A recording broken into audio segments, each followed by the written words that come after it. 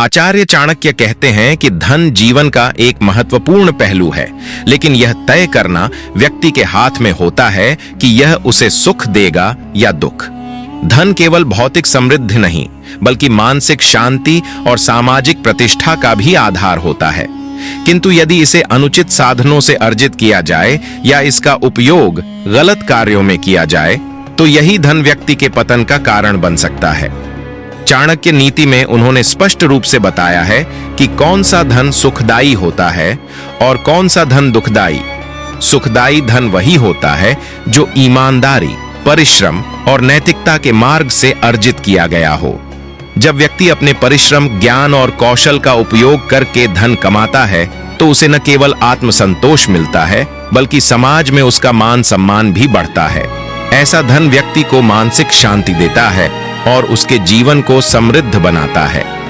यह धन जब धर्म और नीति के अनुसार अर्जित किया जाता है, तो उसका प्रभाव केवल व्यक्ति तक सीमित नहीं रहता, बल्कि पूरे समाज को लाभ पहुंचाता है।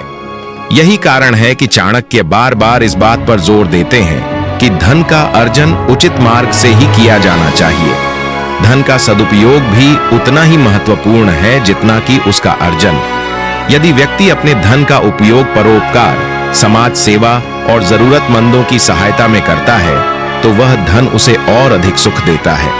ऐसा व्यक्ति समाज में एक सम्मानित स्थान प्राप्त करता है और उसके जीवन में स्थायी आनंद बना रहता है। इसके विपरीत, जब धन केवल स्वयं के सुख और विलासिता में खर्च किया जाता है, तो यह न केवल समाज में असंतोष बढ़ाता है, बल्कि व्यक्ति के भीतर भी एक अधूरी प्यास छोड़ देता है, जिसे वह कितना भी धन अर्जित करके बुझा नहीं सकता।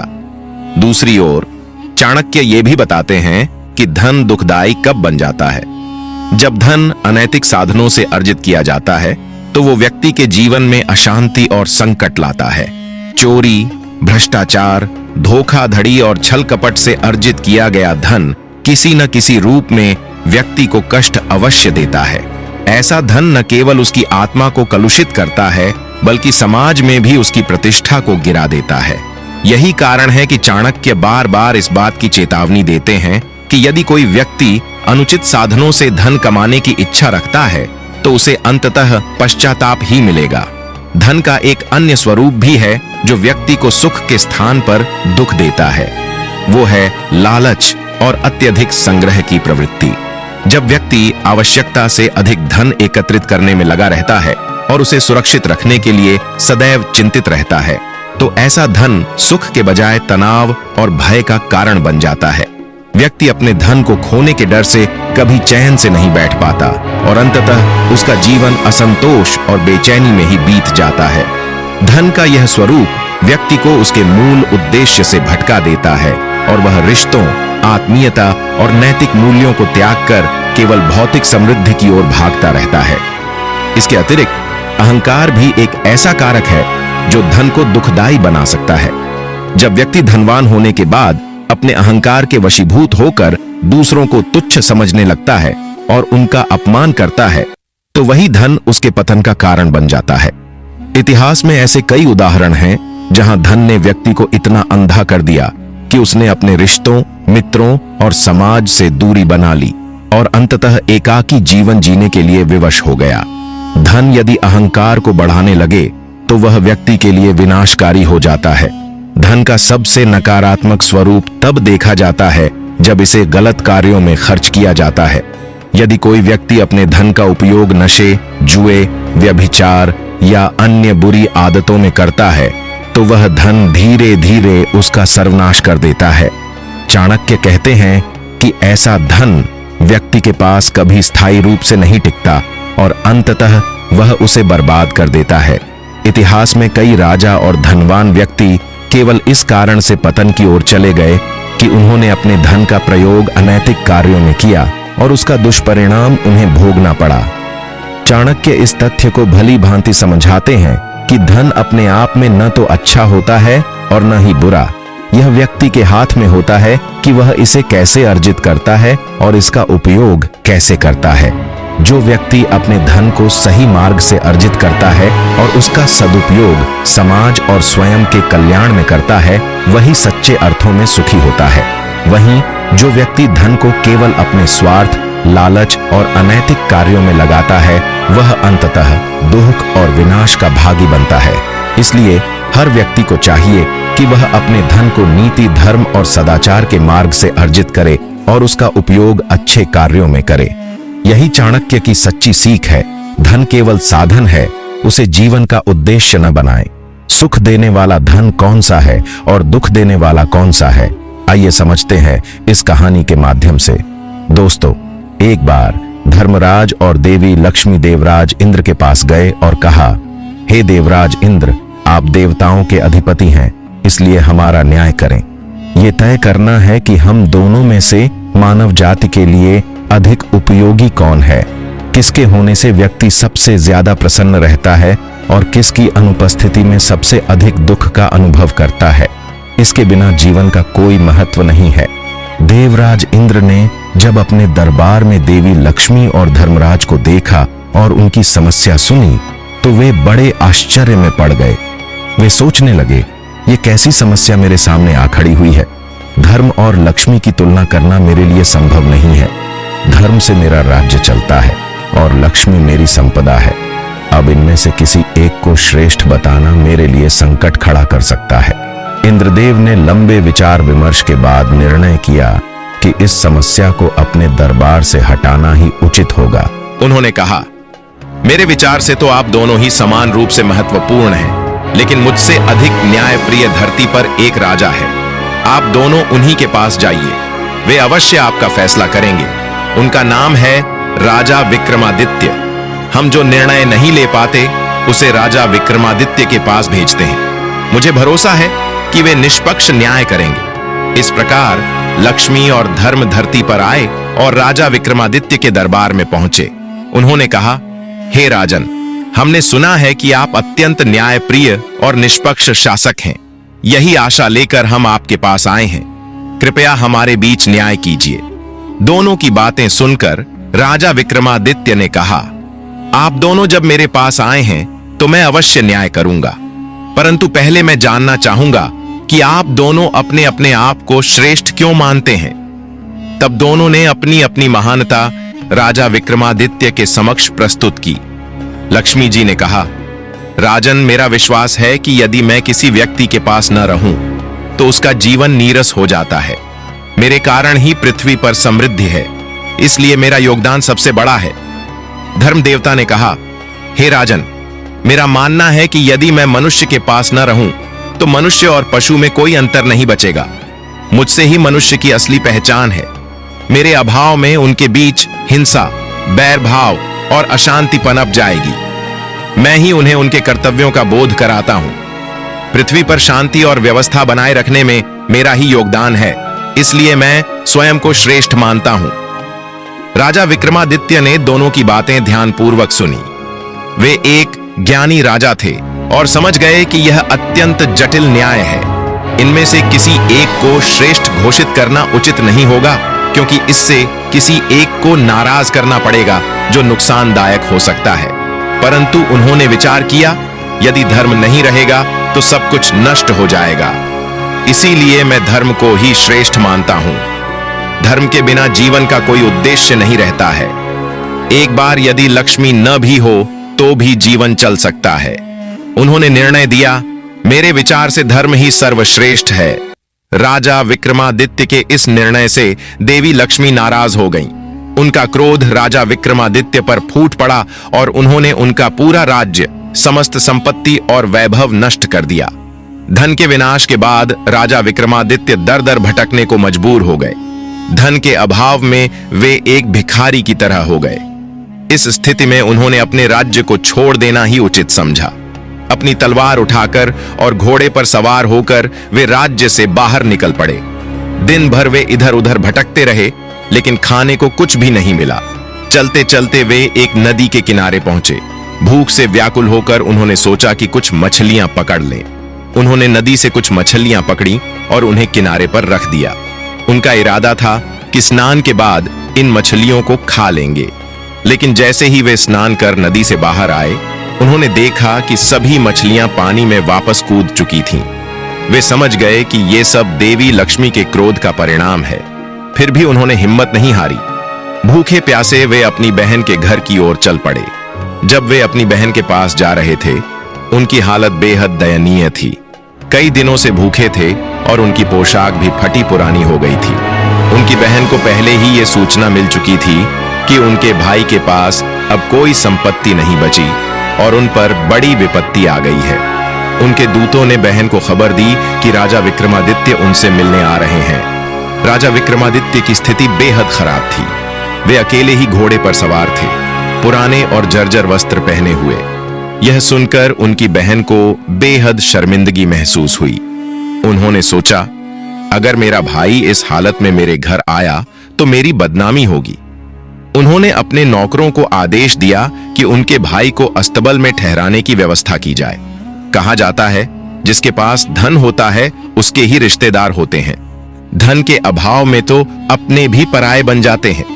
गरीबी देखकर नजदीकी संबंधी भी दूरियां बना लेते हैं। लोग कहते हैं, धन के बिना माता पिता भी पुत्र को अपनाने से इनकार कर देते हैं। धन के बिना भाई पूछता है, यह कौन है? धन के बिना चाचा भी कहता है, यह मेरा भतीजा नहीं है। राजा विक्रमादित्य को अस्तबल में ठहराया गया और खाने के लिए उन्हें चने की भूसी की रोटी दी गई। चने की भूसी की रोटी देखकर उन्होंने सोचा, ये किसी का दोष नहीं है, ये सब देवी लक्ष्मी के क्रोध का असर है। बुरे समय को जैसे तैसे सहना ही पड़ेगा। उन्होंने वो रोटी नहीं खाई, बल्कि उसे जमीन में गाड़ दिया। हाथ जोड़कर बोले, हे धरती मां, जब मैं वापस आऊंगा तब यह रोटी आपसे ले लूंगा, तब तक इसे संभाल कर रखना। रात में चुपचाप वे बिना किसी को बताए वहां से निकल गए। उन्होंने सोचा कि अब किसी मित्र के पास जाना चाहिए।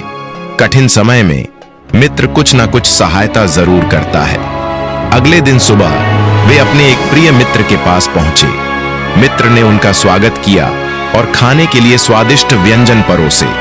खाना खाते समय राजा विक्रमादित्य ने देखा कि दीवार पर एक कीमती हार टंगा हुआ है। जैसे जैसे वे भोजन कर रहे थे, वैसे वैसे वह हार गायब हो रहा था। वे समझ गए कि यह भी देवी लक्ष्मी की कोई चाल है। जब उनके मित्र की पत्नी ने हार गायब देखा तो उन्होंने राजा विक्रमादित्य पर चोरी का आरोप लगाया। विक्रमादित्य ने अपनी सफाई में कुछ नहीं कहा। उनका मित्र जानता था कि विक्रमादित्य ऐसा नहीं कर सकते, इसलिए उसने अपनी पत्नी को समझाने की कोशिश की, लेकिन उसकी पत्नी नहीं मानी। मित्र ने कहा, मित्र, अब तुम्हारा यहां से जाना ही उचित है। मेरी पत्नी किसी भी तरह मानने को तैयार नहीं है। राजा विक्रमादित्य वहां से भी निकल पड़े। चलते चलते वे एक अन्य राज्य में पहुंचे। कई दिनों से भूखे प्यासे होने के कारण वे बहुत थक गए थे। नगर के बाहर एक पेड़ के नीचे वे आराम करने के लिए लेट गए। थके होने के कारण उन्हें तुरंत गहरी नींद आ गई। जिस राजा के राज्य में राजा विक्रमादित्य सो रहे थे, उसी रात वहां के कुछ चोरों ने राजमहल में चोरी कर धन लूट लिया। चोरी के बाद जब राजा के सैनिक चोरों का पीछा करने लगे तो चोरों ने देखा कि धन लेकर भागना अब असंभव है। ऐसे में उन्होंने जंगल में सो रहे एक व्यक्ति को देखा और सारा चोरी का धन उसके सिरहाने छिपाकर वहां से भाग निकले। कुछ समय बाद राजा के सैनिक उस स्थान पर पहुंचे और देखा कि एक व्यक्ति वृक्ष के नीचे सो रहा है और सारा धन उसके पास रखा हुआ है। सैनिकों को लगा कि यही चोर है। उन्होंने राजा विक्रमादित्य को गिरफ्तार कर लिया और उनका घोड़ा तथा तलवार भी अपने कब्जे में ले ली। राजा के सामने पेश किए जाने पर जब उनसे पूछा गया, क्या तुमने यह धन चुराया है? विक्रमादित्य ने उत्तर दिया, हे राजन, मैंने कोई चोरी नहीं की। मुझे तो यह भी नहीं पता कि यह धन मेरे पास कैसे आया। उनकी बार बार सफाई देने के बावजूद उस राज्य के राजा को उन पर भरोसा नहीं हुआ, क्योंकि विक्रमादित्य के पास खुद को निर्दोष साबित करने के लिए कोई साक्ष्य नहीं था। उस राजा ने विक्रमादित्य के दोनों हाथ कटवा दिए और उन्हें नगर के बीच चौराहे पर फेंक दिया। उनके पास एक जूता रखकर वहां लिखवा दिया गया कि जो भी राहगीर इस चौराहे से गुजरे वो इस अपराधी को कम से कम 5 जूते अवश्य मारे। अब जो भी वहां से गुजरता जूते उठाता और उन्हें 5 बार मार फिर आगे बढ़ जाता। अगले दिन जहां विक्रमादित्य घायल अवस्था में पड़े थे, उसी रास्ते से तेल बेचने वाला एक तेली गुजरा। वह स्वभाव से बहुत दयालु व्यक्ति था। जब उसने एक घायल हाथ पैर कटे व्यक्ति को चौराहे पर पड़ा देखा तो उसकी हालत देखकर रुक गया। तेली ने जूते मारने की बजाय उनके दर्द को महसूस किया। राजा विक्रमादित्य ने उससे प्रार्थना की, भाई, मेरे जख्मों पर मक्खियां बैठ रही हैं, जो मुझे और अधिक पीड़ा दे रही हैं। कृपया मेरे घावों पर थोड़ा सा तेल लगा दो, यह तुम्हारा बड़ा उपकार होगा। तेली ने कहा, भाई, मैं तुम्हें जूते मारकर तकलीफ नहीं दे रहा हूं, लेकिन तुम मुझसे तेल मांग रहे हो। तुम्हारे पास मुझे देने के लिए है ही क्या? मैं अपना तेल क्यों खराब करूं? राजा विक्रमादित्य ने उत्तर दिया, भाई, जरूरतमंदों की मदद करने से धन कभी कम नहीं होता। जाओ, आज तुम्हें पहले से अधिक लाभ होगा। उनकी बातों से प्रभावित होकर तेली ने थोड़ा सा तेल उनके घावों पर लगाया और फिर तेल बेचने चला गया। शाम को जब वह अपना तेल बेचकर लौटा तो उसने देखा कि उसका तेल उतना ही बचा हुआ था जितना वह सुबह लेकर गया था। उसने महसूस किया कि यह चमत्कार उस घायल व्यक्ति के आशीर्वाद का परिणाम है। तेली ने यह बात अपनी पत्नी को बताई। उसकी पत्नी ने सुझाव दिया, वह व्यक्ति अवश्य कोई दिव्य आत्मा है, उसे अपने घर ले आओ। शायद उसकी कृपा से हमारे जीवन में भी खुशहाली आ जाए। हमारे घर में कोई संतान नहीं है, हो सकता है उसकी सेवा करने से हमें संतान सुख प्राप्त हो। तेली ने कहा, तुम ठीक कहती हो, लेकिन वह व्यक्ति राजा का अपराधी है। राजा की अनुमति के बिना उसे घर लाना सही नहीं होगा। अगले दिन तेली राजा के पास गया और उनसे विनम्रता पूर्वक निवेदन किया, महाराज, यदि आप अनुमति दें तो मैं उस व्यक्ति को अपने घर ले जाना चाहता हूं। मेरे कोई संतान नहीं है और मैं उसे अपनी संतान की तरह पालना चाहता हूं। राजा ने कुछ देर सोचा और कहा, वह व्यक्ति अब हमारे किसी काम का नहीं है, तुम उसे अपने घर ले जा सकते हो। राजा की आज्ञा मिलते ही तेली विक्रमादित्य को अपने घर ले आया। उनके घर पहुंचने के बाद तेली के सभी काम सफलतापूर्वक होने लगे। उसे तेल के व्यापार में पहले से कहीं अधिक लाभ हुआ। धीरे धीरे उसने अपने यहां कई तेल निकालने के कोल्हू लगवा लिए। विक्रमादित्य की सेवा करने से तेली का भाग्य दिन ब दिन चमकता गया और वह अत्यंत धनी बन गया। उसी राज्य के राजा की एक राजकुमारी थी जो अत्यंत बुद्धिमान और कई कलाओं में निपुण थी। उस राजकुमारी का रोज का नियम था कि वह शाम के समय पूर्ण राग गाकर पूरे नगर में दीप जलाया करती थी और रात होने पर उन्हें बुझा देती थी। लेकिन कुछ दिनों से एक अजीब घटना घट रही थी। राजकुमारी जब रात में दीप बुझाकर सो जाती थी तो कोई उन दीपों को फिर से जला देता था। यह सिलसिला लगातार 4-5 दिन तक चलता रहा। राजकुमारी को यह देखकर बड़ा आश्चर्य हुआ। वह सोचने लगी, मेरे अलावा पूर्ण राग तो कोई और जानता ही नहीं। राजा विक्रमादित्य इस कला में निपुण हैं, पर वे तो अपने राज्य में रहते हैं। हो ना हो इस समय राजा विक्रमादित्य हमारे राज्य में ही कहीं ठहरे हुए हैं। इसी दौरान उस राज्य के राजा ने अपनी राजकुमारी के स्वयंवर का आयोजन किया। दूर दूर के राजा महाराजाओं को आमंत्रित किया गया। सभी राजा और राजकुमार स्वयंवर में भाग लेने पहुंचे। उधर राजा विक्रमादित्य, जो इस समय तेली के घर पर रह रहे थे, ने तेली से निवेदन किया, पिताजी, कृपया मुझे भी स्वयंवर में ले चले। तेली ने कहा, तुम कैसी बातें करते हो? वो राजकुमारी का स्वयंवर है, फिर तुम्हारी हालत देखकर लोग हंसेंगे। तुम्हारे तो हाथ पैर भी नहीं है। राजकुमारी इतनी मूर्ख नहीं है कि तुम्हें अपना पति चुने। तेली ने बहुत समझाने की कोशिश की, लेकिन विक्रमादित्य अपनी बात पर अड़े रहे। आखिरकार तेली उन्हें स्वयंवर में ले जाने के लिए मान गया। उसी समय तेली के घर एक संदेश आया कि राजा ने अगले दिन सुबह 100 घड़े तेल की मांग की है। यह सुनकर तेली परेशान हो गया। वो सोचने लगा, इतने कम समय में इतनी बड़ी मात्रा में तेल का इंतजाम कैसे करूं? अगर मैं ऐसा करने में असफल रहा तो राजा मुझे दंडित करेंगे। राजा का आदेश सुनाने वाला व्यक्ति यह चेतावनी देकर चला गया कि अगर तेल की व्यवस्था नहीं हुई तो राजा क्रोधित होकर कठोर सजा देंगे। यह सुनकर तेली इतना चिंतित हुआ कि उसने भोजन भी नहीं बनाया। राजा विक्रमादित्य ने उससे पूछा, पिताजी, आप इतने चिंतित क्यों हैं? तेली ने पूरी बात बताते हुए कहा, बेटा, राजा ने हमें बहुत बड़ी मुसीबत में डाल दिया है। अगर सुबह तक 100 घड़े तेल की व्यवस्था नहीं हुई तो वे मुझे दंड देंगे। विक्रमादित्य ने मुस्कुराकर कहा, पिताजी, आप चिंता मत करें, तेल की व्यवस्था मुझ पर छोड़ दें। आप केवल 100 घड़े मंगा लीजिए, कल सुबह तक तेल तैयार हो जाएगा। तेली को थोड़ी राहत मिली, लेकिन वो हैरान था कि विक्रमादित्य ये कैसे करेंगे। उसने राजा के यहां से 100 खाली घड़े मंगवा ली। रात में विक्रमादित्य ने तेली से कहा, पिताजी, अब आप निश्चिंत होकर सो जाइए, मैं रात भर में 100 घड़े तेल निकाल दूंगा। तेली की पत्नी ने कहा, बेटा, तुम्हारे तो हाथ पैर ही नहीं हैं, तुम तेल कैसे निकालोगे? विक्रमादित्य ने कहा, हे माता, आप चिंता मत करें, मैं यह काम कर लूंगा। रात भर में विक्रमादित्य ने 100 घड़े तेल निकालकर तैयार कर दिए। जब सुबह राजा के लोग तेल लेने आए तो 100 घड़े भरे देख वे हैरान रह गए। तेली ने अपनी पत्नी से कहा, हे प्रिय, ये व्यक्ति जरूर कोई दिव्य आत्मा है, हमें अब किसी बात की चिंता नहीं करनी चाहिए।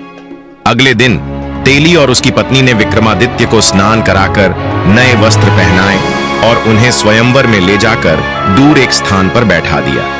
इधर जब राजकुमारी वरमाला लेकर सभा में आई तो उसने विक्रमादित्य को ढूंढना शुरू किया। वह जानती थी कि राजा विक्रमादित्य यहीं कहीं उपस्थित हैं। जब राजकुमारों की पंक्तियों में उन्हें विक्रमादित्य नजर नहीं आए तो उनकी नजर दूर बैठे एक अपंग व्यक्ति पर पड़ी। उस व्यक्ति के तेज को देखकर राजकुमारी समझ गई कि यही राजा विक्रमादित्य है। राजकुमारी वरमाला लेकर उनके पास गई और माला उनके गले में डाल दी। ये देखकर वहां मौजूद राजा, महाराजा और सभी लोग आश्चर्यचकित रह गए। राजकुमारी के परिवार ने सोचा कि उसने गलती से ऐसा किया है। उसे डांटते हुए दोबारा माला लेकर सभा में घूमने को कहा गया, लेकिन इस बार भी उसने विक्रमादित्य के गले में ही माला डाली। यह देखकर सभा में उपस्थित लोग सोचने लगे कि राजकुमारी का मानसिक संतुलन ठीक नहीं है। कुछ राजा गुस्से में वहां से चले गए, जबकि अन्य ने उसे भला बुरा कहा। फिर से माला देकर उसे सही वर चुनने को कहा गया, लेकिन उसने तीसरी बार भी विक्रमादित्य को ही चुना। राजा और राजकुमार गुस्से में आकर राजकुमारी के पिता से बोले, हे महाराज, अगर आपकी बेटी को एक अपंग व्यक्ति से ही विवाह करना था तो हमें यहां क्यों बुलाया गया?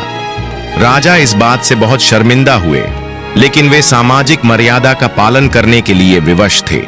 उन्होंने राजकुमारी का विवाह उसी अपंग व्यक्ति के साथ करवा दिया और उसे राजमहल से विदा कर दिया। राजकुमारी राजा विक्रमादित्य के साथ उस तेली के घर रहने आ गई। तेली और उसकी पत्नी इस बात को लेकर चिंतित थे कि राजकुमारी उनके साधारण घर में कैसे रह पाएगी, लेकिन राजकुमारी बहुत समझदार थी और उसने खुशी खुशी उस घर में रहना शुरू कर दिया। उधर राजा और उसके परिवार के लोग इस बात से बेहद नाराज थे। राजकुमारी के पिता और भाई इस बात को लेकर गुस्से में थे कि उसने उनके सम्मान को ठेस पहुंचाई। एक दिन विक्रमादित्य ने अपनी पत्नी से कहा, मेरा मन हिरण का मांस खाने का हो रहा है। अगर तुम्हारे भाई शिकार करके लाए हो तो उनसे मांस मांग लाओ। राजकुमारी अपने भाइयों से कुछ मांगने नहीं जाना चाहती थी, लेकिन अपने पति की इच्छा को टालना भी उचित नहीं समझा। वह अनमने मन से अपने भाइयों के पास गई। उसकी भाभियों ने पूछा, ननद जी, आप किस काम से यहां आई हैं? राजकुमारी ने अपनी असली बात छिपाते हुए कहा, भाभी, आज मेरा मन हिरण का मांस खाने का हो रहा है, इसलिए मैंने सोचा भाइयों से मांस ले आऊं। उसकी भाभियों ने तुरंत व्यंग्य करते हुए कहा, अरे ननद जी, जब हिरण के मांस खाने का इतना ही शौक था तो किसी अच्छे राजकुमार को अपना पति क्यों नहीं चुना? उस अपंग को क्यों चुना? उनकी तीखी बातें सुनकर राजकुमारी चुपचाप लौट आई और सारी बात विक्रमादित्य को बताई। विक्रमादित्य ने कहा, कोई बात नहीं, अगर उन्होंने मांस नहीं दिया तो तुम उनसे मेरा घोड़ा और तलवार मांग लाओ, मैं खुद शिकार कर लाऊंगा। राजकुमारी अपने पति का घोड़ा और तलवार लेने के लिए अपने पिता के महल गई। विक्रमादित्य ने उसे एक रुमाल देते हुए कहा, हे प्रिय, अगर घोड़ा या तलवार तुम्हारे साथ जाने में परेशानी करें तो उन्हें ये रुमाल दिखा देना, वे शांति से तुम्हारे साथ आ जाएंगे। महल पहुंचते ही उसकी भाभियों ने उसका फिर मजाक उड़ाया। राजकुमारी ने कहा, इस बार मैं हिरण का मांस मांगने नहीं आई हूं, मैं अपने पति का घोड़ा और तलवार लेने आई हूं। महल में विक्रमादित्य के घोड़े और तलवार ने डर फैला रखा था। कोई भी उनके करीब जाने की हिम्मत नहीं करता था।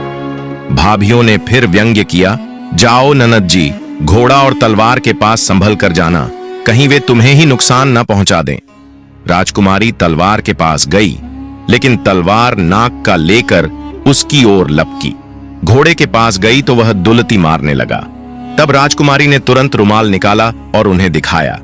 रुमाल देखते ही दोनों शांत हो गए।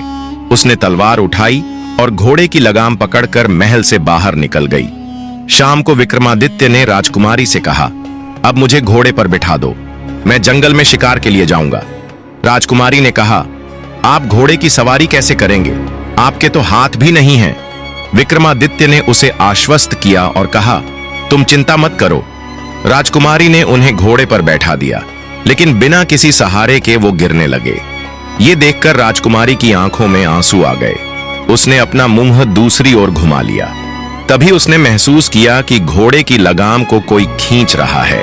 जब उसने पीछे मुड़कर देखा तो हैरान रह गई। उसने देखा कि विक्रमादित्य घोड़े पर सवार थे और उनके हाथ पैर ठीक हो चुके थे। यह देखकर वह बहुत खुश हुई। राजकुमारी ने उनसे पूछा, यह सब कैसे हुआ? विक्रमादित्य ने कहा, शिकार से लौटने के बाद सब कुछ बता दूंगा। जंगल में विक्रमादित्य ने जो भी शिकार किया उसके कान और पूंछ काट लिए और शिकार को वहीं छोड़ दिया। उसी दिन राजकुमारी के भाई भी जंगल में शिकार खेलने आए थे। उन्होंने ताजा मरे हुए जानवर को देखा और सोचा, जब बिना मेहनत के शिकार मिल रहा है तो मेहनत क्यों करें। उन्होंने शिकार उठाया और धन्यवाद करते हुए महल की ओर चल पड़े। रास्ते में उन्हें प्यास लगी और वे एक जलाशय पर रुक गए। जब वे पानी पीने के लिए आगे बढ़े तो पीछे से एक आवाज आई, ठहरो। उन्होंने मुड़कर देखा कि वहां एक योगी महात्मा खड़े थे। योगी ने कहा, यह जल बिना मेरी अनुमति के कोई नहीं पी सकता, क्या तुमने मुझसे अनुमति ली है? राजकुमार प्यास से परेशान था। प्यास से राजकुमार का बुरा हाल था। जल पीने के लिए उन्होंने योगी से विनती की। योगी ने कहा, हम तुम्हें एक शर्त पर पानी पीने देंगे। हमें तुम्हारे कूल्हों पर गर्म सिक्के गोदने हैं। अगर तुम यह सहन करोगे तभी पानी पी सकते हो। प्यास से व्याकुल राजकुमारों ने शर्त मान ली। योगी ने उनके कूल्हों पर गर्म सिक्के गुदवा, जिसके बाद उन्होंने पानी पिया और वहां से चले गए। उधर राजा विक्रमादित्य भी अपने घर लौट आए। उनके राजसी वेशभूषा और तेजस्वी स्वरूप को देखकर उनकी पत्नी राजकुमारी तेली और उसकी पत्नी ने उन्हें घेर लिया। उन्होंने पूछा, आप कौन हैं? तब राजा विक्रमादित्य ने सोचा कि अब अपनी पहचान उजागर कर देनी चाहिए। उन्होंने कहा, हे धर्मपिता, हे माता, मैं राजा विक्रमादित्य हूं। इसके बाद उन्होंने अपनी पूरी कहानी सुनाई। यह जानकर कि वे स्वयं राजा विक्रमादित्य हैं, तेली और उसकी पत्नी उनके चरणों में गिर पड़े और अनजाने में हुई गलतियों के लिए क्षमा याचना करने लगे। राजा विक्रमादित्य ने उन्हें समझाया, आपको क्षमा मांगने की आवश्यकता नहीं है, आपने तो मेरी मदद की है। अगले दिन राजा विक्रमादित्य ने अपनी पत्नी से कहा, आज तुम फिर से अपने भाइयों के पास शिकार मांगने जाओ। अगर वे शिकार देने से इनकार करें तो उनसे कहो कि कम से कम शिकार दिखा दें। जब वे शिकार दिखाने को तैयार हो जाएं, तो उनसे पूछना कि शिकार के कान और पूंछ कहां हैं। इतना कहकर विक्रमादित्य ने जंगल में घटी पूरी घटना अपनी पत्नी को विस्तार से बताई और वो थैला दिया जिसमें सभी शिकार के कान और पूंछ रखे हुए थे। उन्होंने कहा, जब वे कहे कि यह शिकार उन्होंने किया है तो यह थैला उनके सामने पलट देना और फिर मेरे बारे में उन्हें बताना। इस बार राजकुमारी बिना किसी झिझक के अपने भाइयों के घर पहुंची। वहां फिर वही स्थिति उत्पन्न हुई। जब भाइयों ने बिना कान और पूंछ वाले शिकार उसे दिखाए तो उसने पूछा, इन शिकार के कान और पूंछ कहां हैं? यह सुनकर उसके सभी भाई चुप हो गए। तब राजकुमारी ने वह थैला उनके सामने पलट दिया जिसमें शिकार के कान और पूंछ रखे हुए थे। जब भाभियों ने उससे पूछा, यह सब कैसे हुआ, तो उसने कहा, अपने पतियों से पूछो कि कल रात पोखर का जल पीने के लिए उन्हें क्या कीमत चुकानी पड़ी। भाभियों ने अपने पतियों से इस बारे में पूछा तो उन्होंने रात की पूरी घटना बता दी। भाभियों ने आश्चर्य से पूछा, ये कान और पूंछ तुम्हारे पास कैसे आए? राजकुमारी ने बताया, पोखर के पास जो योगी था वह कोई और नहीं बल्कि उसका पति राजा विक्रमादित्य था। भाभियों ने व्यंग्य करते हुए कहा, ये कैसे संभव है? एक अपंग व्यक्ति यह सब कैसे कर सकता है? तब राजकुमारी ने स्पष्ट किया, जिन्हें आप अपंग कह रही थीं, वे राजा विक्रमादित्य हैं। यह सुनते ही महल में खलबली मच गई। जब यह बात राजा तक पहुंची तो वे भी भयभीत हो गए। आखिरकार उन्होंने ही विक्रमादित्य को सजा दी थी। राजा, राजकुमार और मंत्रीगण सभी तेली के घर की ओर दौड़ पड़े। वहां पहुंचकर उन्होंने राजा विक्रमादित्य के चरणों में गिरकर क्षमा मांगी। राजा विक्रमादित्य ने सभी को सांत्वना देते हुए कहा, आप लोग चिंता मत करें, ये मेरे धर्म की परीक्षा थी, इसलिए आपकी बुद्धि भ्रमित हो गई थी। मैं आपसे नाराज नहीं हूं। ये सुनकर सभी प्रसन्न हो गए। उन्होंने विक्रमादित्य को राजमहल में आमंत्रित किया और उनकी खूब आवभगत की। कुछ दिन वहां रहने के बाद राजा विक्रमादित्य ने विदा ली। सभी ने पूरे सम्मान के साथ उन्हें विदा किया। सैनिकों ने भी उनका आदर पूर्वक सम्मान किया और वे खुशी खुशी वहां से रवाना हो गए। सैनिकों ने राजा विक्रमादित्य से पूछा, हे राजन, अब हम किस दिशा में चले? राजा विक्रमादित्य ने उत्तर दिया, अब आप लोग मेरी बहन के नगर की ओर चलें। जब वे बहन के नगर की ओर बढ़ने लगे तो उसके गुप्तचरों ने उसकी बहन को यह सूचना दी कि उसका भाई विक्रमादित्य आ रहे हैं। बहन ने गुप्तचरों से पूछा, वे किस स्थिति में आ रहे हैं? गुप्तचरों ने उत्तर दिया, आज वे पूरे लाव लश्कर के साथ आ रहे हैं। यह सुनकर बहन ने तुरंत अपने राज्य के कर्मचारियों को उनके भव्य स्वागत की तैयारी करने का आदेश दिया और विशेष महल में उनके ठहरने की व्यवस्था करने को कहा। जब विक्रमादित्य नगर पहुंचे तो बहन ने उनके स्वागत के लिए शानदार भोजन तैयार किया।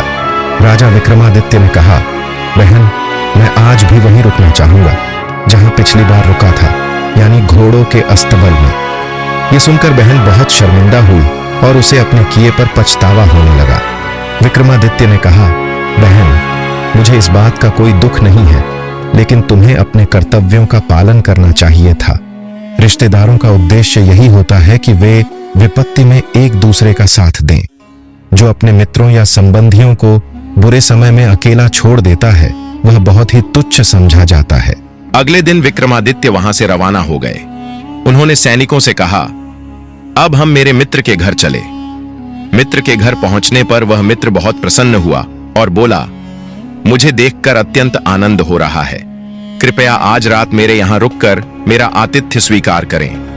विक्रमादित्य ने कहा, मित्र, मुझे भी तुम्हारे यहां रुकने की बहुत इच्छा है। मित्र उन्हें अपने विशेष कक्ष में ले गया और दोनों ने पुराने दिनों की चर्चा की। रात के भोजन के समय विक्रमादित्य को उसी स्थान पर परोसा गया जहां पिछली बार खूंटी से हार गायब हुआ था। जैसे ही विक्रमादित्य ने भोजन करना शुरू किया, खूंटी ने नौलखा हार उगलना शुरू कर दिया। जब उनका भोजन समाप्त हुआ तो मित्र की नजर खूंटी पर गई और उसने देखा कि उसका खोया हुआ हार वहां टंगा हुआ है। मित्र ने आश्चर्य से अपनी पत्नी से कहा, यह कैसी विचित्र घटना है। इस हार की चोरी का इल्जाम तुमने मेरे मित्र विक्रमादित्य पर लगाया था। मैंने तब भी कहा था कि वह ऐसा व्यक्ति नहीं है जो संसार के दुखों को दूर करने में लगा हो। वो एक मामूली हार के लिए इतना गिर सकता है। फिर उसने अपनी पत्नी से कहा, जाओ अपना हार ले लो और उनसे क्षमा मांगो। मित्र की पत्नी को अपने किए पर गहरा पछतावा हुआ। उसने हाथ जोड़कर विक्रमादित्य से माफी मांगी और कहा, हे राजन, मुझे समझ नहीं आ रहा था कि उस समय मेरी बुद्धि पर क्या पड़ी थी। कृपया मेरे अपराध को क्षमा करें और मेरा बोझ हल्का करें। विक्रमादित्य ने कहा, आप लोग चिंता न करें, वो समय मेरी विपत्ति का था। देवी लक्ष्मी मुझसे रुष्ट थीं, जिसके कारण ऐसी घटनाएं हो रही थीं। इसके बाद उन्होंने पूरी कहानी विस्तार से बताई और अगले दिन अपने राज्य के लिए रवाना हो गए। जब वे अपने राज्य पहुंचे तो उन्हें नगर के द्वार पर देवी लक्ष्मी खड़ी मिली। देवी लक्ष्मी बोली, हे राजन, तुम सही थे और मैं गलत। मैंने जो तुम्हें अनावश्यक कष्ट दिया उसके लिए मुझे खेद है। क्या एक पुत्र अपनी माता को क्षमा नहीं कर सकता?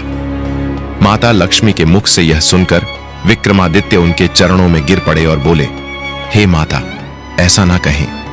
आप और धर्म दोनों ही महान हैं। आप दोनों का अस्तित्व एक दूसरे से जुड़ा है। धर्म से कमाई गई लक्ष्मी ही सच्चा सुख देती है और लक्ष्मी का उपयोग धर्म कर्म में हो तो वह सार्थक होती है। उन्होंने आगे कहा, जो धन धर्म से अर्जित होता है वही सुख और शांति लाता है। अधर्म से कमाया गया धन जीवन में दुख और अराजकता का कारण बनता है। धर्म के बिना कोई भी व्यवस्था संभव नहीं है। धर्म समाज को नियंत्रित और व्यवस्थित करने का माध्यम है और लक्ष्मी समाज को पोषण देने का साधन है। विक्रमादित्य की विनम्रता से देवी लक्ष्मी अत्यंत प्रसन्न हुई और कहा, हे विक्रमादित्य, तुम सचमुच महान हो। तुम्हारी परीक्षा ने तुम्हें और भी तेजस्वी बना दिया है। इसके बाद विक्रमादित्य हंसी खुशी अपने राज्य में लौट आए और राज्य कार्य करने लगे। दर्शक मित्रों, इस कथा से हमें ये सीख मिलती है कि धन और धर्म एक दूसरे के पूरक हैं। सही मायने में सुख वही धन देता है जो धर्म से अर्जित हो। तो प्रिय भक्तों, इस कथा के बारे में आपके क्या विचार हैं? कृपया अपनी अनमोल राय हमें कमेंट बॉक्स में जरूर बताएं। हम आशा करते हैं कि यह कथा आपके मन को भा गई होगी और आपको आध्यात्मिक प्रेरणा मिली होगी। अगर ये कथा आपको पसंद आई हो तो कृपया वीडियो को लाइक करें और चैनल को सब्सक्राइब करें। मित्रों, आगे की कहानी में आपको जानने को मिलेगा एक ऐसा अनमोल संदेश जो आपके जीवन को नई दिशा देगा। मित्रों, दर्शकों, एक छोटे से गांव में सुलेख नाम का एक साधारण किसान अपने परिवार के साथ रहता था। उसकी जमीन बहुत कम थी, लेकिन मेहनत और ईश्वर की कृपा से वह अपना जीवन बिता रहा था। सुलेख की 2 पत्नियां थीं, प्रमीला और पुष्पा। प्रमीला बहुत शांत और समझदार थी, जबकि पुष्पा का दिल शहर की भव्यता में बसा हुआ था। दोनों की सोच और जीवन के दृष्टिकोण अलग थे, लेकिन सुलेख दोनों के बीच संतुलन बनाए रखने की कोशिश करता था। एक दिन सुलेख को गांव में एक अजीब सी बात सुनने को मिली। गांव के बुजुर्गों ने बताया कि पास के जंगल में एक रहस्यमय खजाना छुपा हुआ है, जिसे कई पीढ़ियों से लोग तलाश रहे थे। यह खजाना एक पुराने महल के अंदर छिपा हुआ था, जो अब जंगली जानवरों और खतरों से घिरा हुआ था। कई लोग इस खजाने को पाने की कोशिश कर चुके थे, लेकिन कोई भी सफल नहीं हो सका था। सुलेख ने सोचा, अगर यह खजाना सच में है तो यह मेरे परिवार के लिए एक नया जीवन ला सकता है। लेकिन वो जानता था कि यह यात्रा आसान नहीं होगी। उसने पहले की तरह अपनी पत्नियों से बात की और उन्हें बताया कि वह इस खजाने को खोजने के लिए जंगल में जाएगा। प्रमीला, जो हमेशा संतोष में विश्वास करती थी, उसने ने कहा, सुलेख, अगर तुम्हें विश्वास है कि यह खजाना हमारी मदद कर सकता है तो मैं तुम्हारे साथ हूं। लेकिन याद रखना, असली खजाना हमेशा केवल धन नहीं होता। वहीं पुष्पा ने कहा, यह एक बड़ा मौका है सुलेख, हमें यह खजाना चाहिए ताकि हम अपनी जिंदगी को पूरी तरह बदल सकें। सुलेख ने अपने परिवार से वादा किया कि वो अपनी सुरक्षा का ध्यान रखेगा और किसी भी कीमत पर हिम्मत नहीं हारेगा। उसने अपने बेटे पूर्ण और बेटी सरिता को भी तैयार किया, क्योंकि ये चुनौती केवल सुलेख की नहीं, पूरे परिवार की थी। वे जंगल में निकल पड़े और रास्ते में उन्हें कई खतरों का सामना करना पड़ा। पहले दिन वे एक घने जंगल में पहुंचे, जहां दिन की रोशनी भी मुश्किल से आती थी। वहां उन्होंने देखा कि जंगल के जानवर उनके रास्ते में रुकावट डाल रहे थे। सुलेख ने अपनी समझदारी से जानवरों को शांत किया और वे आगे बढ़े। अगले दिन उन्होंने एक रहस्यमय गुफा देखी, जिसमें जाने का रास्ता खतरनाक था। सुलेख ने पहले गुफा के अंदर जाकर इसकी सुरक्षा की जांच की। अंदर उसे पुराने खजाने के बारे में कुछ संकेत मिले, लेकिन एक शर्त थी। खजाना केवल उस व्यक्ति को मिलेगा जो पूरी तरह से अपने परिवार के साथ एकजुट होकर इसका सामना करेगा। सुलेख ने गुफा में जाकर अपनी पत्नी और बच्चों से कहा, यह खजाना हमें मिल सकता है, लेकिन इसके लिए हमें मिलकर काम करना होगा। प्रमीला ने कहा, सुलेख, तुम सही कहते हो। हमें इस यात्रा में सिर्फ धन की तलाश नहीं, बल्कि एक दूसरे के साथ विश्वास और सहयोग की भी तलाश करनी है। पुष्पा ने भी कहा, हमें इस चुनौती का सामना करना होगा, क्योंकि यह हमारा भविष्य है। गुफा में उन्हें एक बड़ा रहस्य मिला। एक पुराने शिलालेख में लिखा था कि खजाना केवल तभी मिलेगा जब वे एक साथ मिलकर एक विशाल पहाड़ी की चोटी तक चढ़ेंगे और वहां एक कठिन परीक्षा को पास करेंगे। यह परीक्षा महज शारीरिक ताकत की नहीं थी, बल्कि दिमागी समझ और परिवार के रिश्तों की भी परीक्षा थी। सुलेख और उसके परिवार ने मिलकर पहाड़ी की चढ़ाई शुरू की। रास्ते में उन्हें एक चमत्कारी झील मिली, जिसमें अदृश्य शक्ति थी।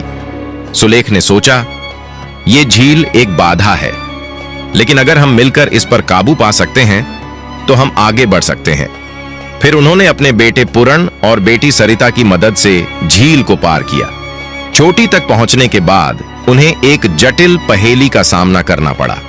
सुलेख ने कहा, यह पहेली हमें एकजुट होकर हल करनी होगी, क्योंकि यह सिर्फ हमारी मेहनत की परीक्षा नहीं है, बल्कि हमारे रिश्तों की भी परीक्षा है। सभी ने मिलकर पहेली हल की और आखिरकार खजाने का रास्ता खोला। लेकिन जैसे ही वे खजाने तक पहुंचे, एक और चुनौती सामने आई। खजाना तो था, लेकिन उसके साथ एक जादुई शक्ति भी थी, जो केवल उन्हीं लोगों को स्वीकार करती थी जो अपने परिवार के रिश्तों में सच्चे और निस्वार्थ थे। सुलेख और उसके परिवार ने साबित किया कि उनका प्यार और विश्वास एक दूसरे में सच्चा है। खजाना उनके सामने खुल गया, लेकिन वे समझ गए कि असली खजाना कभी भी केवल धन नहीं होता। असली खजाना था उनका परिवार, उनका प्यार और एकजुटता। सुलेख ने अपने परिवार को गले लगाया और कहा, यह खजाना हमारे बीच के रिश्तों, विश्वास और मिलजुल कर काम करने की ताकत का प्रतीक है। आज हमने जो पाया है वो केवल हमारी मेहनत और ईश्वर की कृपा से है। अब सुलेख और उसका परिवार सिर्फ खजाने के मालिक नहीं थे, बल्कि वे पूरी दुनिया के लिए एक प्रेरणा बन चुके थे कि कैसे परिवार, मेहनत और एकता से किसी भी मुश्किल का सामना किया जा सकता है। गांव लौटने के बाद सुलेख ने खजाने को न केवल अपने परिवार की भलाई के लिए, बल्कि पूरे गांव के उत्थान के लिए इस्तेमाल किया। गांव में शिक्षा, स्वास्थ्य और समृद्धि लाने के लिए उन्होंने उस धन का सही उपयोग किया। सुलेख, प्रमीला, पुष्पा, पूरण और सरिता ने मिलकर एक नया समाज स्थापित किया, जहां हर किसी को समान अवसर मिलते थे और जहां प्यार और एकता ही सबसे बड़ा खजाना था। इस अद्भुत यात्रा ने सुलेख और उसके परिवार को केवल खजाना ही नहीं, बल्कि असली मूल्य, परिवार की ताकत, विश्वास और मिलजुल कर काम करने की शक्ति दी। सुलेख और उसका परिवार अब केवल अपने गांव के लिए नहीं, बल्कि पूरे क्षेत्र के लिए एक आदर्श बन चुका था। खजाने से मिली संपत्ति को उन्होंने सही दिशा में लगाया। सुलेख का विश्वास था कि किसी भी समाज का असली विकास उसकी एकता, मेहनत और सामूहिक प्रयासों पर निर्भर करता है। एक दिन सुलेख को एक विचार आया, क्यों ना हम अपने गांव को और बड़े स्तर पर सुधारने की दिशा में कदम बढ़ाएं। उसने सोचा, हमने जो कुछ भी हासिल किया है वह केवल हमारे सामूहिक प्रयासों का परिणाम है। अब हमें इसे पूरे क्षेत्र में फैलाना होगा। इस विचार को साकार करने के लिए सुलेख ने अपने बेटे पूरण और बेटी सरिता से चर्चा की। पूरण, जो अब एक युवा उद्यमी बन चुका था, ने कहा, पिताजी, अब हमें सिर्फ कृषि और स्वास्थ्य के क्षेत्र में ही सुधार नहीं लाना चाहिए, बल्कि हमें शिक्षा और पर्यावरण के प्रति भी जागरूकता फैलानी चाहिए। हमें एक समग्र विकास मॉडल को अपनाकर आसपास के गांवों के लिए एक आदर्श बना सकते हैं। सरिता ने कहा, हमने हमेशा यह देखा है कि बदलाव केवल तभी संभव होता है जब हम शिक्षा और महिलाओं के सशक्तिकरण पर जोर देते हैं। हमें महिलाओं और बच्चों को उनके अधिकारों के प्रति जागरूक करना होगा। सुलेख ने अपने परिवार की बातों को ध्यान से सुना और एक नई योजना बनाई। उसने सोचा, अगर मैं अपने गांव को समग्र विकास के मॉडल के रूप में पेश कर सकता हूं, तो आसपास के गांवों को भी प्रेरित किया जा सकता है। सुलेख ने अपने गांव में एक सम्मेलन आयोजित करने का निर्णय लिया, जहां आसपास के गांवों के लोग एकत्रित होंगे और वे मिलकर समाज के विकास के लिए योजनाएं बनाएंगे। सुलेख ने आसपास के गांवों के किसानों, महिलाओं, बच्चों और युवाओं को बुलाया। प्रमीला और पुष्पा ने महिला सशक्तिकरण के लिए एक सत्र आयोजित किया, जिसमें महिलाओं को आत्मनिर्भर बनने के लिए प्रेरित किया गया। सरिता ने स्वास्थ्य सेवाओं के महत्व पर बात की और गांवों में बेहतर स्वास्थ्य सुविधाओं के लिए योजनाएं प्रस्तुत की। पूरण ने शिक्षा और आधुनिक कृषि के क्षेत्र में सुधार की बात की और बताया कि कैसे नई तकनीकों से किसानों की आय बढ़ सकती है। सम्मेलन में यह महसूस हुआ कि अगर सभी गांव मिलकर काम करें तो हर समस्या का समाधान जल्दी और कुशलता से किया जा सकता है। यह सम्मेलन एक प्रेरणा बन गया, जिससे हर गांव के लोग एक दूसरे से सीखने के लिए उत्साहित हो गए। सुलेख ने सम्मेलन के अंत में कहा, आज हम सभी ने यह सीखा है कि एकता और सामूहिक प्रयास से हम अपनी परेशानियों का समाधान निकाल सकते हैं। अब हमें यह सुनिश्चित करना है कि हम सभी मिलकर समाज में सकारात्मक बदलाव लाएं। सुलेखा और उसका परिवार अब केवल अपने गांव के लिए नहीं, बल्कि आसपास के कई गांवों के लिए काम कर रहे थे। सुलेख ने कृषि, स्वास्थ्य और शिक्षा में सुधार के लिए नई योजनाएं शुरू की। पूरण ने किसानों के लिए बेहतर बीज और उन्नत तकनीकें लाने की योजना बनाई। सरिता ने गांवों में स्वास्थ्य केंद्र स्थापित किए और महिलाओं के लिए नए रोजगार अवसर उत्पन्न किए। प्रमीला और पुष्पा ने महिलाओं को स्व सहायता समूहों के माध्यम से आत्मनिर्भर बनाने के लिए कार्यक्रम आयोजित किए। सुलेख की मेहनत और परिवार की एकता से जल्द ही पूरे क्षेत्र में बदलाव की लहर फैलने लगी। गांवों में अब शिक्षा का स्तर बेहतर होने लगा, स्वास्थ्य सेवाएं सुलभ हो गईं और महिलाएं अब आर्थिक रूप से स्वतंत्र होने लगीं। सुलेख के परिवार ने हर पहलू में बदलाव की प्रक्रिया शुरू की और उनका गांव अब एक आदर्श गांव के रूप में पहचाना जाने लगा। एक दिन सुलेख और उसका परिवार अपनी मेहनत और समर्पण को देखकर बहुत गर्व महसूस कर रहे थे। सुलेख ने अपनी पत्नियों की ओर देखा और कहा, हमने यह सब एक साथ मिलकर किया है। आज हमारा परिवार और हमारा गांव एक नई दिशा में अग्रसर है, लेकिन हमें याद रखना होगा कि यह यात्रा अभी खत्म नहीं हुई है। प्रमीला मुस्कुराते हुए बोली, हमने जो किया वो केवल शुरुआत है। सुलेख, हमारा लक्ष्य अब उन गांवों तक पहुंचना है जो आज भी बदलाव के लिए तैयार नहीं हैं। हमें यह सुनिश्चित करना होगा कि हमारी कोशिशें कभी खत्म ना हो। पुष्पा ने कहा, हमने जो शुरुआत की है वो अब एक बड़ा आंदोलन बन चुका था। अब हमें पूरे क्षेत्र को जागरूक करना होगा ताकि हर किसी को अपने अधिकार और अवसर मिल सके। सुलेख ने संतुष्टि के साथ कहा, तुम दोनों ने सही कहा। हमारी यात्रा अब एक नई दिशा की ओर बढ़ रही है और मुझे गर्व है कि मैं इस सफर में तुम दोनों के साथ हूं। सुलेख की कहानी अब केवल एक किसान की कहानी नहीं रह गई थी, बल्कि ये एक ऐसे परिवार की कहानी बन गई थी जिसने समाज में बदलाव लाने के लिए अपने प्रयासों को समर्पित किया था। वो जानते थे कि सच्ची सफलता केवल अपने लिए नहीं होती, बल्कि समाज के हर व्यक्ति के भले के लिए काम करना ही असली पुरस्कार है। सुलेख और उसके परिवार की यात्रा ने ये सिद्ध कर दिया कि जब हम एकजुट होकर काम करते हैं और एक दूसरे के साथ विश्वास रखते हैं तो हम दुनिया को एक बेहतर स्थान बना सकते हैं। अब उनका सपना पूरा हो चुका था और उनका आदर्श आने वाली पीढ़ियों के लिए एक प्रेरणा बन चुका था। सुलेख और उसका परिवार अब एक नए चरण की ओर बढ़ रहे थे। उनके प्रयासों और समर्पण से गांव के लोग जागरूक हो चुके थे, लेकिन सुलेख का दिल अभी भी एक बड़ी चुनौती की तलाश में था। वह जानता था कि जितना महत्वपूर्ण उनके परिवार और गांव का विकास है, उतना ही महत्वपूर्ण है पूरे क्षेत्र के लिए काम करना। सुलेख ने अपने बच्चों पूरण और सरिता से एक और महत्वपूर्ण बात की। उसने कहा, हमने अपने गांव और आसपास के क्षेत्र में तो अच्छा काम किया है, लेकिन अब हमें एक बड़े बदलाव की दिशा में सोचना होगा। हमें राज्य स्तर पर भी अपनी योजनाओं को फैलाने की आवश्यकता है। हम अन्य गांवों को भी यह दिखा सकते हैं कि मेहनत, एकता और सामूहिक प्रयास से कैसे बदलाव लाया जा सकता है। सुलेख के विचारों से पूरण और सरिता दोनों पूरी तरह सहमत थे। उन्होंने योजना बनाई कि वे राज्य सरकार के साथ संपर्क करेंगे और विकास कार्यों के लिए सहयोग प्राप्त करेंगे। पहले तो यह एक चुनौतीपूर्ण कार्य लगा, क्योंकि राज्य स्तर पर इतना बड़ा बदलाव लाना कोई आसान काम नहीं था। लेकिन सुलेख ने कभी हार नहीं मानी और अपने परिवार के साथ मिलकर काम करना शुरू कर दिया। पूरण ने राज्य स्तर पर विभिन्न संगठनों और संस्थाओं से संपर्क किया और विकास के लिए प्रस्ताव प्रस्तुत किए। सरिता ने राज्य स्वास्थ्य विभाग और शिक्षा मंत्रालय के साथ बैठकें की ताकि स्वास्थ्य सेवाओं और शिक्षा के क्षेत्र में सुधार किया जा सके। प्रमीला और पुष्पा ने महिलाओं के सशक्तिकरण के लिए राज्य के विभिन्न कार्यक्रमों में भाग लिया और उन्हें समाज में सकारात्मक बदलाव के लिए प्रेरित किया।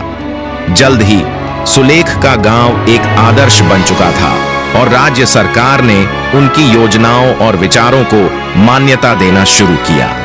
सरकार ने सुलेख के गांव के मॉडल को पूरी तरह से अपनाया और राज्य के अन्य गांवों में उसे लागू करने के लिए योजनाएं बनानी शुरू की। सुलेख का विश्वास था कि बदलाव तब संभव है जब लोग एकजुट होकर कार्य करें।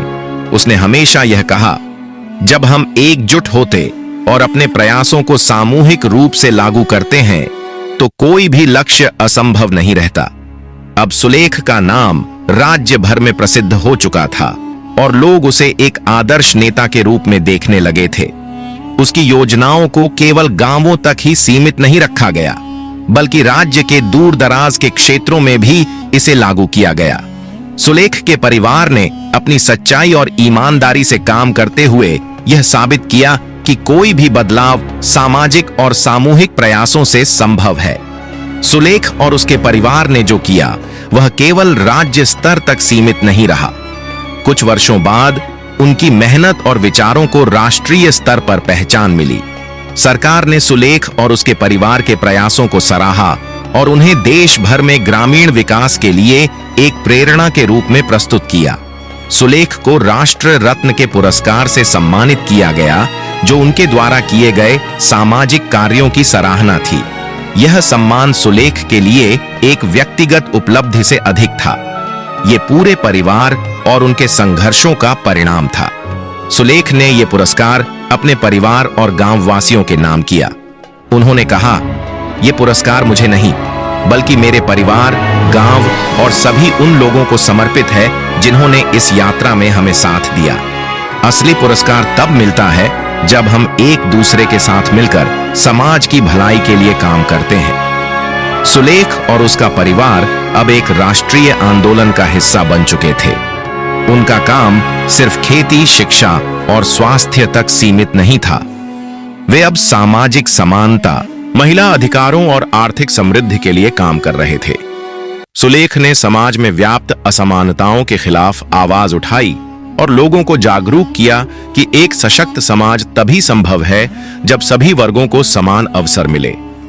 सुलेख की बेटी सरिता ने महिलाओं के अधिकारों के लिए कई अभियान चलाए और उसकी मेहनत से राज्य भर की महिलाओं को शिक्षा और रोजगार के अवसर मिल रहे थे। पूरण ने युवा पीढ़ी के लिए रोजगार सृजन और उन्नत कृषि विधियों के बारे में कार्यशालाएं आयोजित की, जिससे गांव के युवाओं को नए अवसर मिले और वे शहरों की ओर ना भागे। सुलेख अब वृद्ध हो चुका था, लेकिन उसका आत्मविश्वास और उद्देश्य उतना ही मजबूत था। एक दिन उसने अपने परिवार से कहा, मेरे शरीर में वह ताकत नहीं रही, लेकिन मेरे दिल में एक ही ख्वाहिश है, ये आंदोलन, ये बदलाव हमेशा चलता रहे। मेरा सपना तभी पूरा होगा जब आने वाली पीढ़ियां इसे आगे बढ़ाएंगे और इसे एक आंदोलन की तरह फैलाए। सुलेख की अंतिम इच्छा को पूरा करने के लिए उसके बच्चों ने एक योजना बनाई। उन्होंने सुलेख ग्राम विकास संस्थान की स्थापना की, जो पूरे देश के गांवों में समग्र विकास के लिए काम करेगा।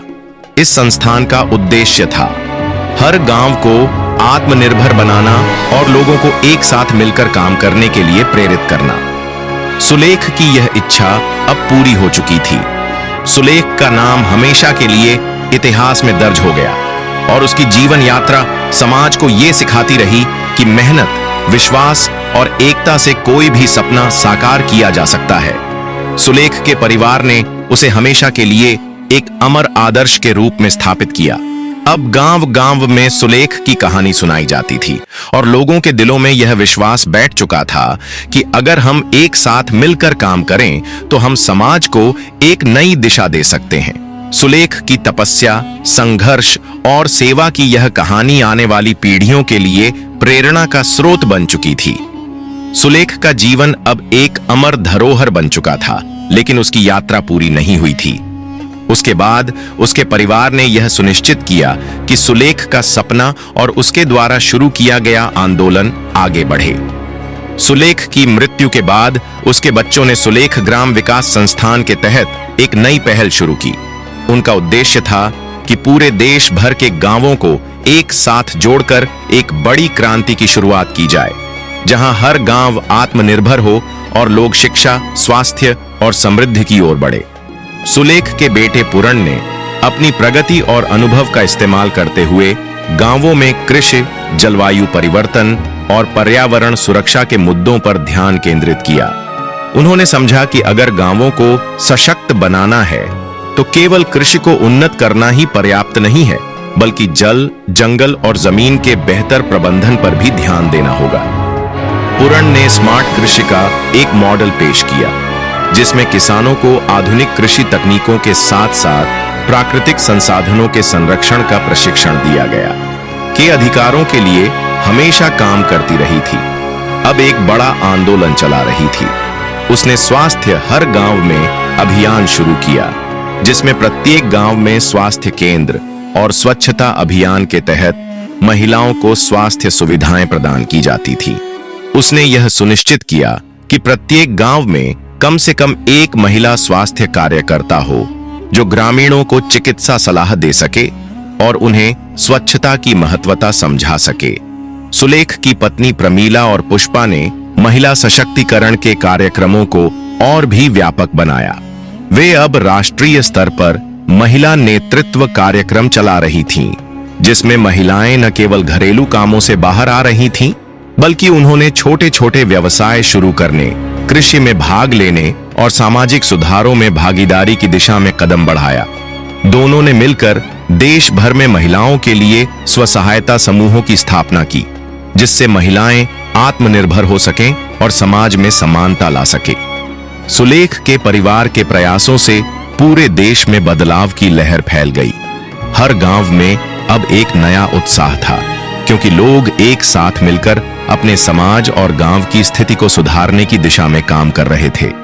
पुरण और सरिता के नेतृत्व में कई ऐसे गांव बने जहां अब शिक्षा का स्तर उच्च था, स्वास्थ्य सेवाएं सुलभ हो गई और महिलाएं हर क्षेत्र में सक्रिय रूप से काम कर रही थीं। साथ ही सुलेख के समाज को एकजुट करने का संदेश अब लोगों के दिलों में घर कर चुका था।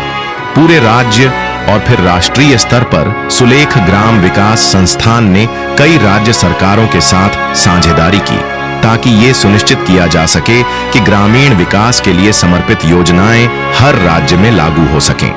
धीरे धीरे सुलेख के द्वारा शुरू की गई यह छोटी सी पहल अब राष्ट्रीय और अंतर्राष्ट्रीय स्तर पर एक बड़े आंदोलन का रूप ले चुकी थी। सुलेख का सपना अब सिर्फ उसका नहीं था, बल्कि ये उसके बच्चों, परिवार और पूरे समाज का सपना बन चुका था। सुलेख की यात्रा ने यह सिद्ध कर दिया कि सच्चा नेतृत्व वही है जो समाज के हर वर्ग के लिए काम करता है और जिसे अपने लोगों के उत्थान की सच्ची चिंता होती है। सुलेख के परिवार ने अब यह सुनिश्चित किया कि उनके प्रयासों का असर आने वाली पीढ़ियों तक पहुंचे। सुलेख के पोते पोतियां अब इस आंदोलन को आगे बढ़ा रहे थे। उन्होंने न केवल गांवों में बल्कि शहरों में भी बदलाव लाने के लिए काम करना शुरू कर दिया। उन्होंने एक नई पीढ़ी तैयार की जो सुलेख के आदर्शों के अनुरूप काम करती थी। यह पीढ़ी अब अपने समाज के लिए एक नया दृष्टिकोण लेकर आई थी, एक ऐसा दृष्टिकोण जिसमें समानता, शिक्षा, स्वास्थ्य और महिलाओं के अधिकारों का सशक्त स्थान था।